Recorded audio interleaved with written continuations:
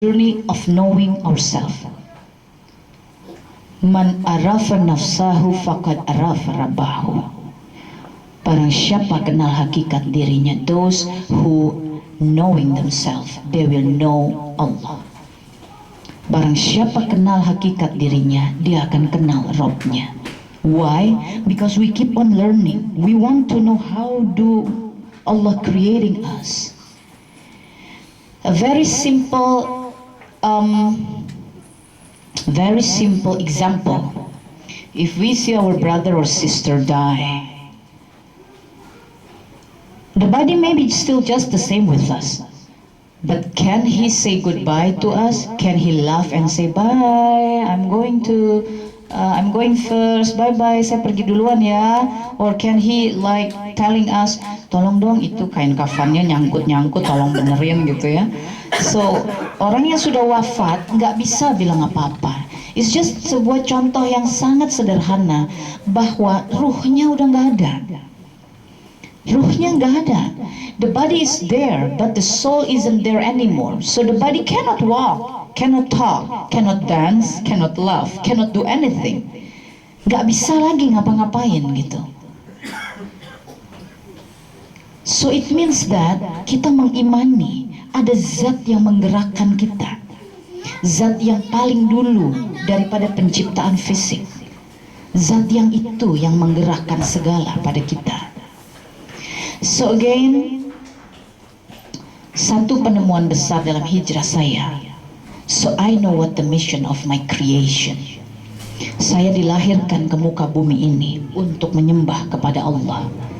Sehingga dalam proses hijrah saya, my struggling, my fight was, how do I ask myself to stop memuja sesuatu? Worship. Still worship. Worship.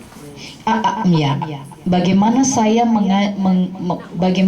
berjuang, how I'm struggling, how I'm fighting to make myself to no longer memuja or tunduk, being a slave of money, of my popularity, of my wealth, of my everything, of the gemerlapnya dunia, you know.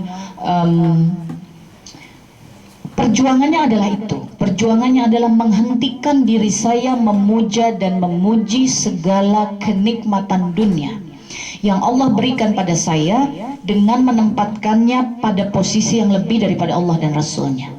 Apa indikatornya? What is the indicator I put all the enjoyment of the world more than Allah and Rasulullah?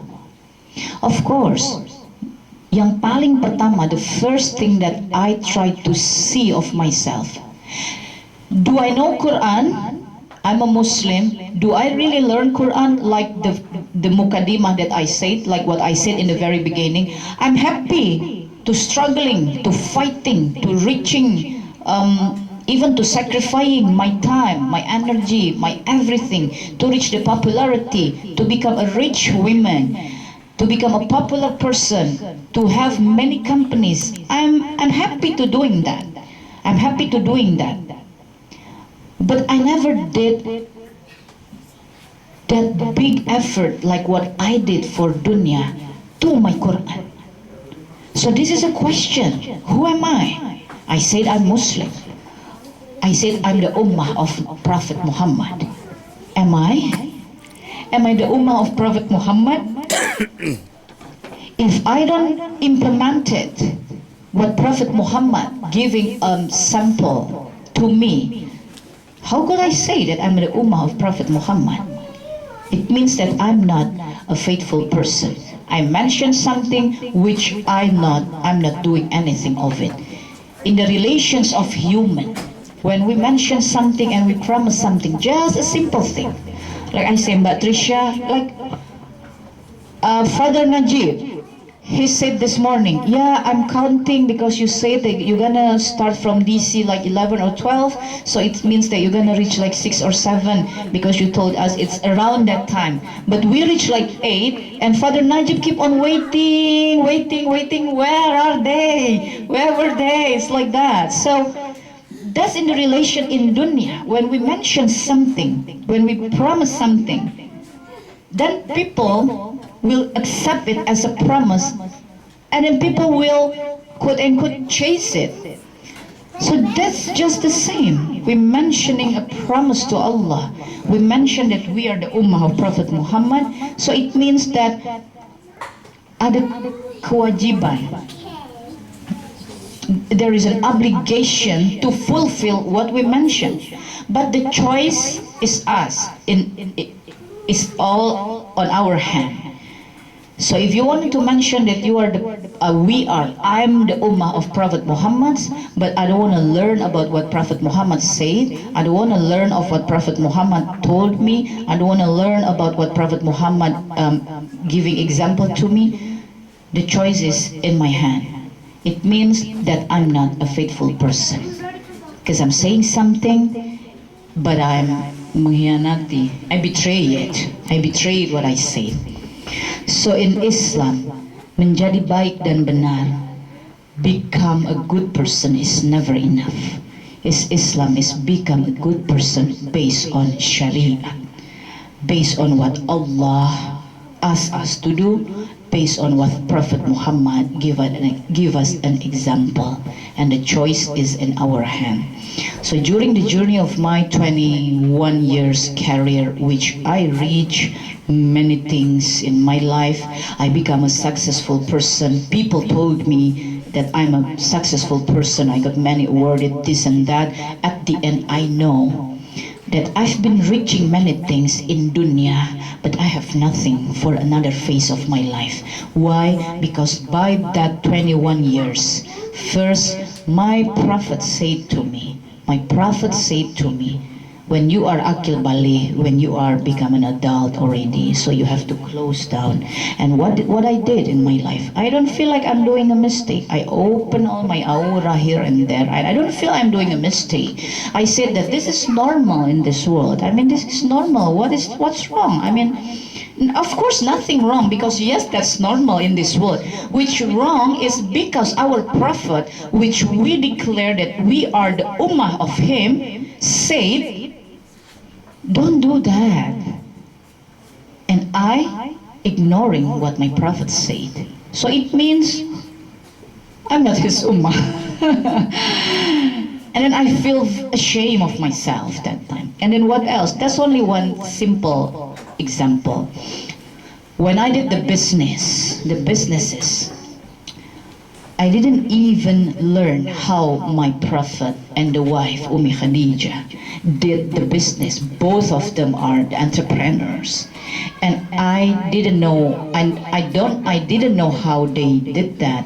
What is the rules? What Allah said. Meanwhile, Quran also said about berniaga, perdagangan, and everything. And I never want to learn about that, because I said that let me do what I think good. And I feel like I'm right, because my career is keep on going up, up, up, up. My company from 1 become 2, 2 become 3, 3 become 4, 4 become 5, 5 become 6. So I feel like nothing wrong. I mean, I have a good strategy, because and I feel on the other side, I feel like that if I keep on going up and reaching things, it means that Allah will give it to me. I forgot. I didn't learn Quran, because Quran in Surah Al-Anbiya ayah number 35, it said that setiap yang bernyawa pasti mati. Every creature that have a soul, they will die. So hidup ini, this life is about the journey to welcoming the death. It's only a journey to welcoming the death, nothing else. Because every creature that have the soul, that Allah give the soul, it will die. They will die.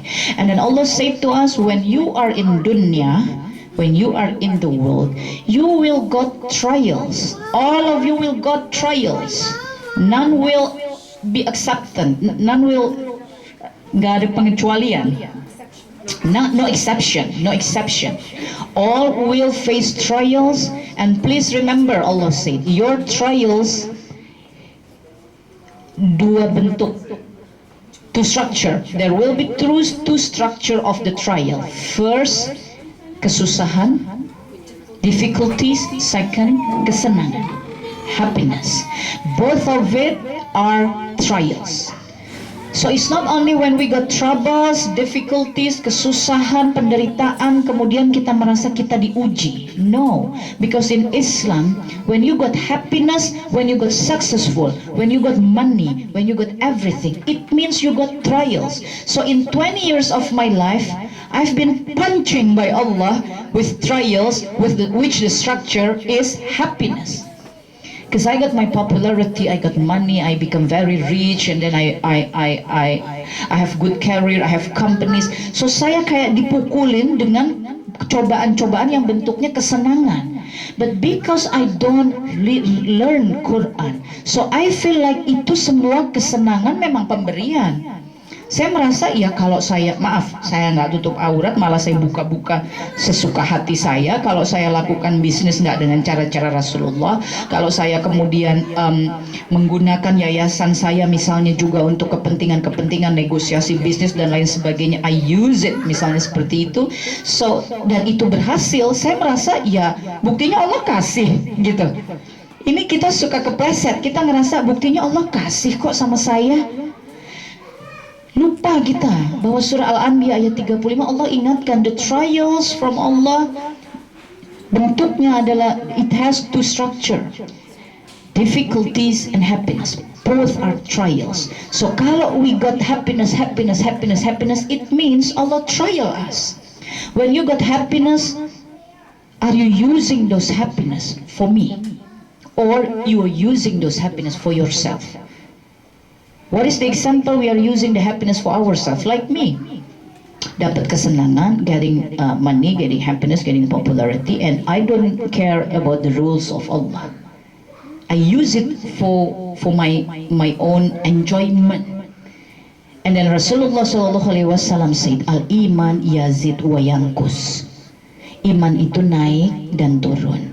Iman, the faith, can go up and can go down. What's the meaning of this? I'm a person that doesn't have any knowledge. I mean, I'm a very weak person. I'm a stupid person. I just try to deliver what my guru delivered to me. Rasulullah Shallallahu Alaihi Wasallam mentioning that to us because he want us to be aware that iman, the faith, is a dynamic thing. It's not a something that's static. No, it's a dynamic thing. So when we know that it's dynamic, so the kesiapan, the readiness of ourselves has to be the readiness to face something that dynamic. And then because Rasulullah already said that it's yazid wa yankus, naik dan turun. So it means that kita harus memilih. We have to make our own choice. Mana yang kita mau, yazid or yankus? This thing which I said, we are being unfair to Allah and to Rasulullah. Why? Because all about dunya, we always choose yazid. Benar nggak? Is there anybody in this room that pray to Allah, I already got a salary $1,000 a month, so I hope that the next year I will only have the salary for $200 and the other year I will be bankrupt. Amin ya Rabbal Alamin ya Allah. Is there anybody that pray like that? Ya Allah, I have house already in Boston and I pray to you, Ya Allah, 2 more years after this, I bankrupt, I will sell my house, I will live poor in the street. Amin, Ya Rabbal Alamin, Ya Allah. I don't think anybody pray like that. If it is about dunya, we keep on asking and asking and asking and asking Allah to give something that keep on going up. Yes, we always say that life is ups and down, but we always mentioning and expecting and doing an effort to going up, are we? Yes, that's the nature. Why don't we have that nature for iman? Why don't we have that nature for iman? We cannot read Quran and then we give our effort to really learn so we can read Quran. And then we already can read Quran and we do our effort and asking Allah, keep on asking, ya Allah, saya udah bisa baca Quran, tolong bantu saya rapikan bacaan saya, ya Allah, kirimkan saya guru, ya Allah, kirimkan saya kelompok-kelompok yang selalu in the same path with me to go to you, ya Allah. Minta terus and effortnya juga. Di rumah, we have a job. When we come back to house, we sometimes mention to our wife, to our husband, to our children, don't disturb me for a while. Okay, I have duty from office. I have to do it at home, like 1-2 hours. Please don't disturb me for a while. Yes. But why? We cannot, if we go to majlis, if we go to majlis and then like once a month or twice a month and then we come back to house and then we don't have time to open Quran and then we don't have time to really doing an effort. Don't disturb me for a while. Okay, I want to open this and learn again what my guru, what my ustad said, and then we do it every day. Why? We are so unfair. Mimi, I'm talking about myself. I'm so unfair to Allah and Rasulullah. I am so unfair. Meanwhile, we keep on praying to Allah, Ya Allah, we want to go to your Jannah, Ya Allah, come on. Keep on pushing, Ya Allah, I want, please giving my husband increasing in his salary, Ya Allah. And then after 1 year, kenapa suami saya gaji nggak naik-naik? Ya Allah, what is my mistake to you, Ya Allah? Yeah, oh my God, that's me. I keep on praying in my career. I'm poor, Ya Allah. I want to help my parents. Please make me having money. After I having money, Ya Allah, please make me become just a bit rich. Nanti udah begitu minta, Ya Allah, I want to be a rich person. Terus naik.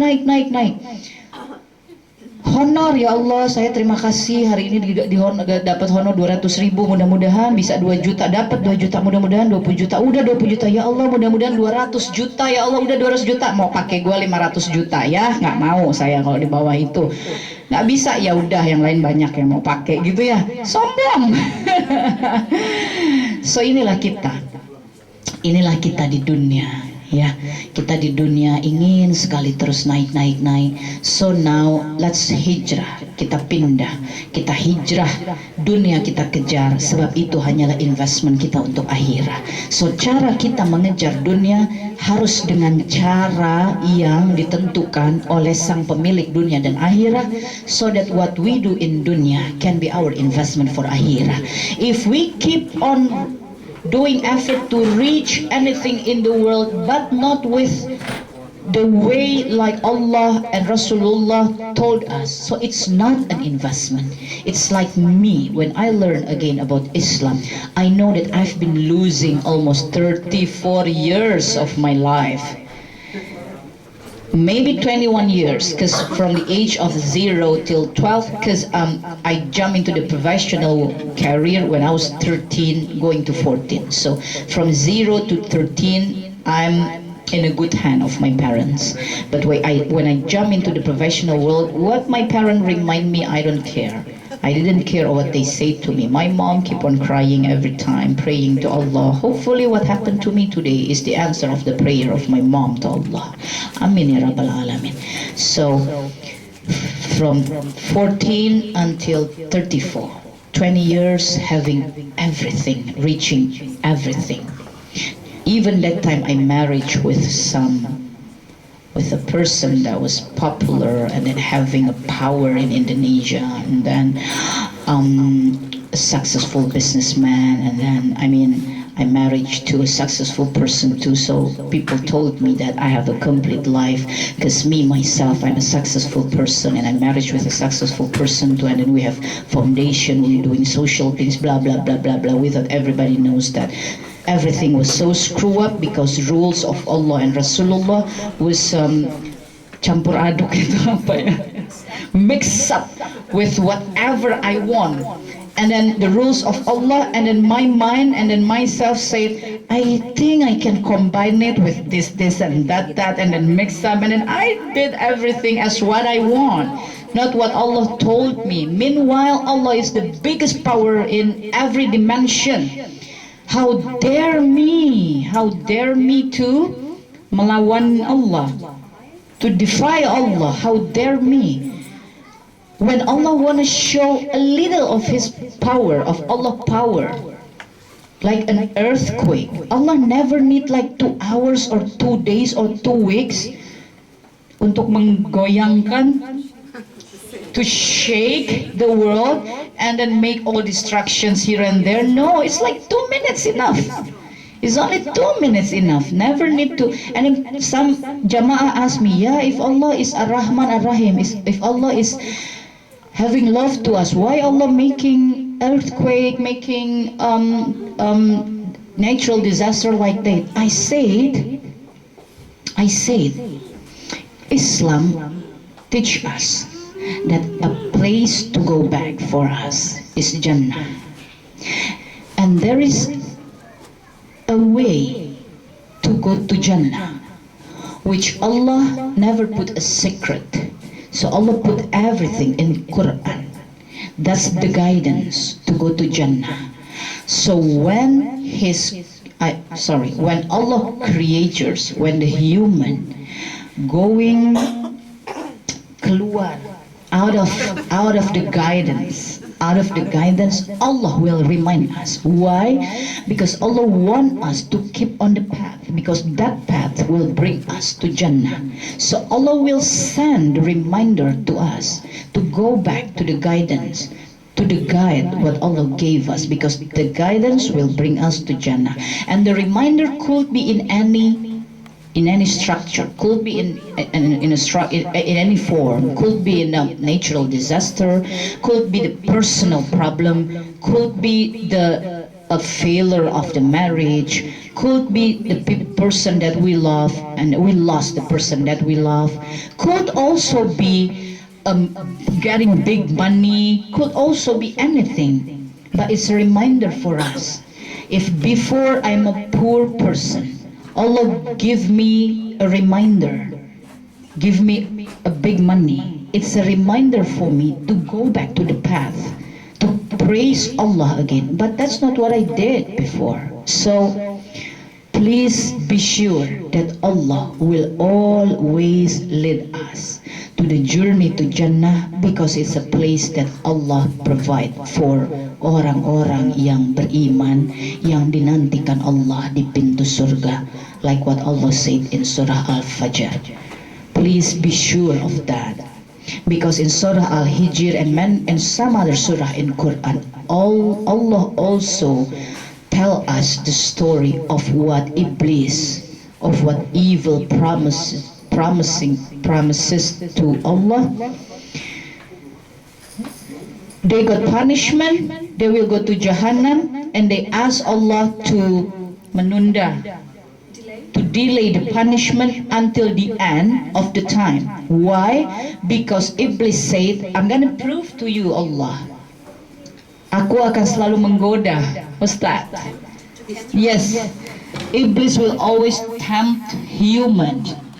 And then in Al-Hijr between 25 to 50, Iblis said to Allah, all the bad thing in dunya, I will package it in enjoyment so that human akan tertipu, deceive. So the human will get deceived, and then they will go with me to Jahannam. That's the promises of Shaitan, of Iblis. So what I feel in my life, in my hijrah, when I learn again about Islam, and then by learning again about Quran, so I found that Allah never put any secret. All the guidance are there. About Iblis, about everything are there. So I feel like I have a guide. I have a guide in my life.